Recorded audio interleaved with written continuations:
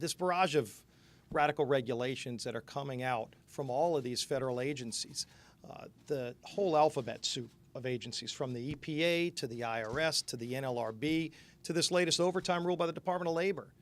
These regulations are crushing the middle class, and they're forcing thousands of jobs overseas. It's got to stop.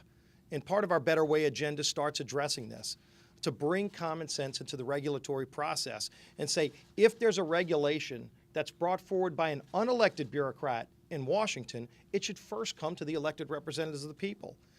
And if there's a regulation that comes forward that's being challenged because it's going to crush middle-class jobs, shouldn't that be on pause until it plays itself out in the courts? There's another bill we're going to be taking up this week by Tim Walberg that pushes back on this overtime rule.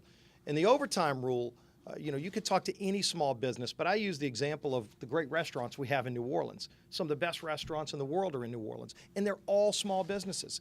And there's so many stories of people that started off as a dishwasher or a busboy and worked their way up, and now they're finally part of the middle class. They're finally buying their first home. And this overtime rule comes along and takes away their opportunity to achieve. And it's forcing them to go back to being hourly employees again. This is crushing the middle class. And these aren't even policies that have come before Congress to be held accountable.